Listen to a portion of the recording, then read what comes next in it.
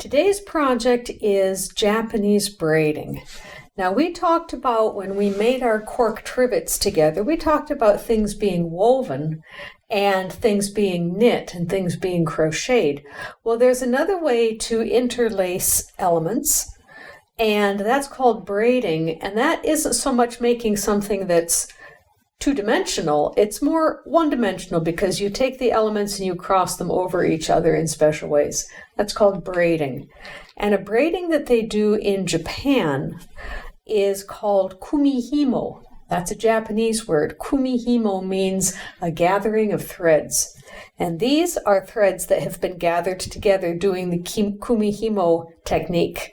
They're used when people wear kimono, which is the special Japanese dress. They will have one of these holding on the belt. The belt that's wide and goes around the lady's body is called an obi, and this is a belt for the obi. It's called an obijime. So I have a couple of examples here just to show you. There are lots of different structures of braid. Here are two of the ones that are easy to see. I thought I'd bring these out and show them to you. We're going to be making the easiest Kumihimo braid there is because we like to start you out on the easy stuff and introduce you to this kind of stuff when you get older in my classes.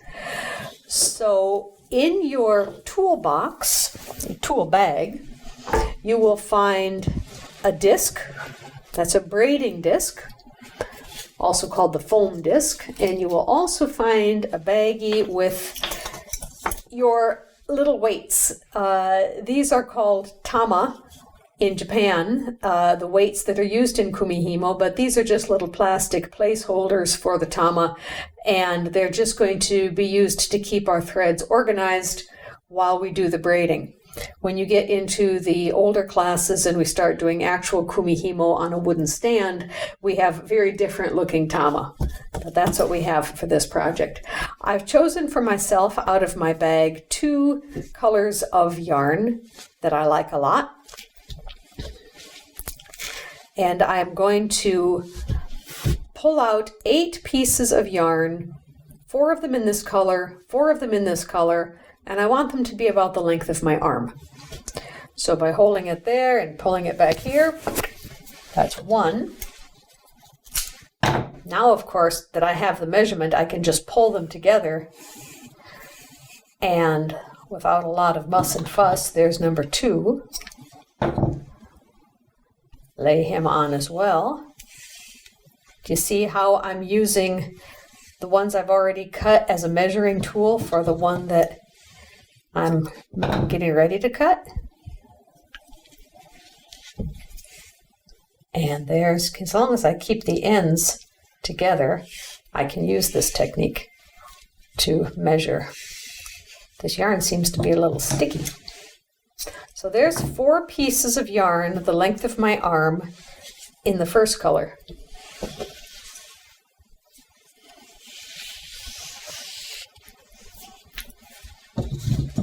And 1 in purple. They don't have to be exactly the same length. So I'm not going to get all perturbed about it, but more or less the same length. The first braid we're going to do is going to make probably a really nice bracelet. Hello. You need to stay up here, sir. And how many is that? That's 4 of the purple and 4 of the yellow. That's 8. That's how much I need. I will gather the threads. Haha. That's funny because Kumihimo means a gathering of threads. Gather the threads and I will do an overhand knot. Remember how we did the overhand knot in the first lesson? Gather them together, make a big donut, and take the ends, put all the ends all the way through the donut, and pull. I will work this down to be, I don't know, maybe not very far from the end. I certainly want to include each of the ends, and I'm going to tighten this down good and tight because it's going to be part of my bracelet later. I'll take this knot and I'm going to poke it down the hole of the foam disc. I don't want to do this side up because I don't like to look at that stuff while I braid. I'm just going to put it through, so all I need to see is the white. And I'm going to choose color number 1 and give 2 at the top for color number 1. Then I'm going to take color number 1 and put them in 2 at the bottom. You'll notice what I've done is I've got 1 petal between them so that these 2 work together and these 2 work together. And I will take color number 2 and put them to the west and the east, so that I've got north and south going with yellow and east and west going with purple. Actually, that looks even better to me. I want them to be quite square to each other. This is the beginning position for me to do the braiding, but I've got all of this spaghetti down here that's going to give me fits if I leave it that way. That's where the tama come in. I will choose 1 individual thread, doesn't matter which color, and if I just kind of hold this on the tama, I can wind it up like it's a bobbin. Is that not cool? You guys wonder why you've been saving these bread ties for me all these years. Your moms have been sending in with the students bread ties for Ms. Marilyn to use. That's why, because we use them. The cool thing is, because of the little slit here, I can wind it on easily, but then it doesn't unwind. It just kind of hangs in free space that way. That's what I want. That's very cool. Every year I'll have students come in. Ms. Marilyn, are you still collecting bread ties? My mom says we've got a lot we've gathered in the summer. And I say, bring them in. We use these things for the most amazing things. All right. And I will, with my 8 little tama bread ties, wind up all of my threads. Now my arm is longer than your arm, so you might not have your tama quite as full as I have mine. The first one we'll do will be with the thread, the yarn as long as your arm. If you want to later on do a longer one, maybe with the yarn as long as my arm, you can. I just want to show you with a shorter length the first time we do it. And after we do this one together in class, you know what, you have lots of different colors of yarn with you, and you will have the foam disc and you'll have the tama available. You can make these all week long, and next week before we start the next project, you could have 27 of these braids and give them to people you know for Christmas.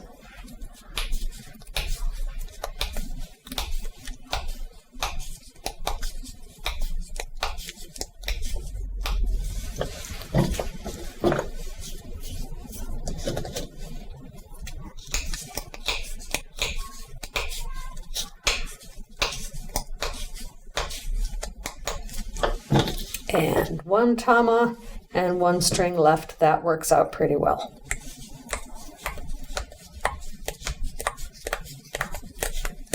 All these tama are going to do is help organize the threads and keep us from getting knots down below. All right, I had talked about having color number 1 going up and down and color number 2 going left and right.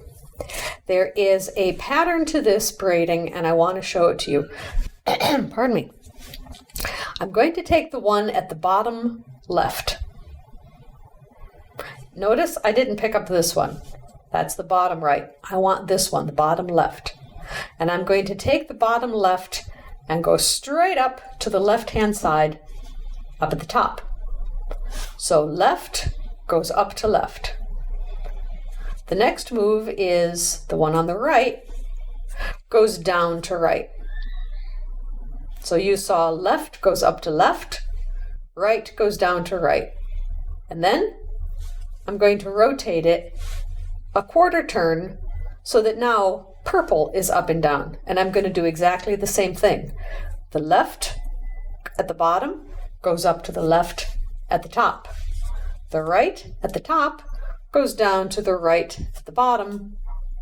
and turn. Again, left, goes up to left, right, comes down to right, and turn. Left, goes up to left, right, comes down to right, and turn. You'll notice that when I'm doing this, I never go beyond. I tell my students I never cross my spouse. That means I never come up and go someplace I shouldn't, over here, crossing the upper threads. I never want to cross those threads. I only want to go from the left-hand side down here to the left-hand side up here, and from the right-hand side up here to the right-hand side down here without ever making that happen. That's a mistake, and that'll give me a float in my braid that will look awful later, so I want to do just that. And turn again. Everybody always says, well, which way do I turn it, Ms. Marilyn? And you know what? It doesn't matter which way you turn it as long as you always turn it in the same direction. I happen to turn it counterclockwise. But you decide what works for you and then just always do that. Left goes to left, and right goes to right, and turn. Now, if I have to lay this down and go wash my hands for supper, and I come back to it later and I say, oh no, which one was I on? I can't tell. The thing that you can do is push the work together and you'll see the last color you did. That's obviously purple. So the next turn is yellow. Yellow has his turn now. And there we go. What I suggest is when you need to wash your hands for supper, always stop in this situation. I call this the chicken foot because it has 3 toes in the front and 1 toe in the back.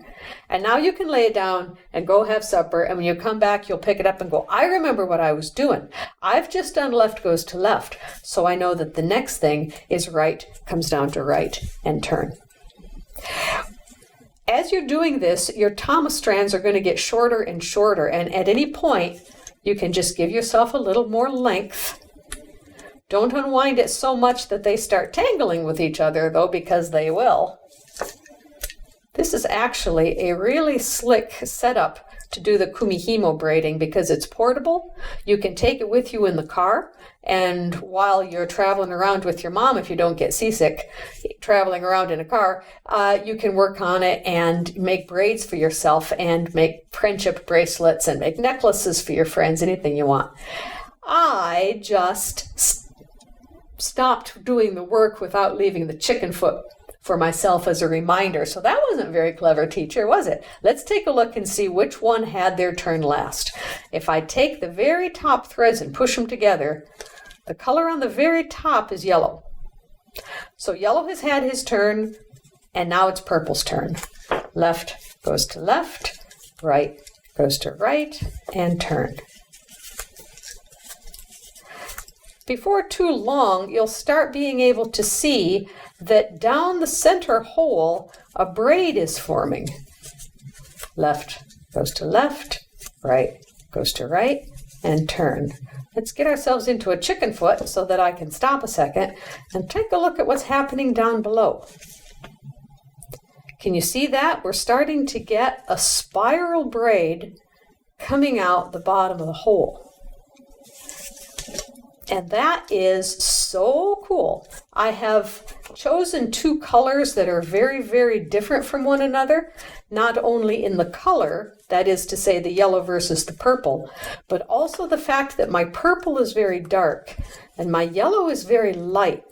That means that there's a difference in value of the 2 yarns. I have the purple yarn with a very high value and the yellow yarn with a very low value, and so they really show up one against the other. And if you start spiraling them around each other in a braid, they're going to show up really well. So when you make your choices about what colors you're going to braid with, it's good to have 2 that are very, very different from one another so that the spiral really shows up as something eye-popping. If you did this with bright yellow and black, you would get something that looked a whole lot like a bumblebee.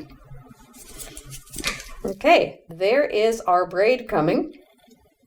And this will keep you going. Oh, you'll probably work on that for a couple of hours to get to the end of the braid. And when we do, we'll take a look at how to make that into a bracelet.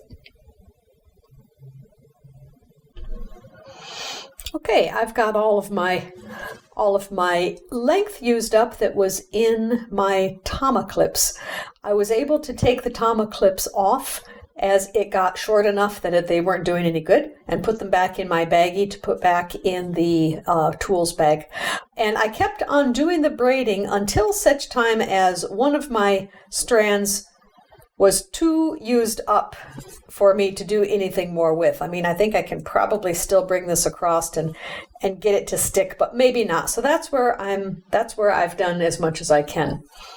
So I'm going to stabilize the center of my braid and just kind of pull everything free of the foam disc, stabilizing it so it doesn't completely unravel.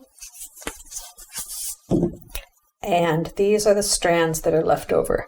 Remember how at the beginning I did an overhand knot? I'll do an overhand knot here as well, gathering all the strands together, making a circle, pushing them through the circle, making sure that everybody makes it through the circle, even that short one, which was purple. And then scoot the knot down towards the place where it's just off the braid, and then tighten it in both directions. There we go. You'll notice that as I was braiding, this was getting a little long and getting tangled in my Tama, so I put a couple of loose overhand knots in it just to keep it kind of compacted. I can take those out now. You don't have to do that, but it was something I did to avoid the tangles. Now, there's one good pull. I've already pulled this part of the braid. There's one good pull in the braid. See there how it looks different? But watch when I pull it. And then it pulls itself into a completely smooth spiral, and that's my project right there. Now, to make it into a bracelet for myself, I will make both of the tassels look nice and be the same length.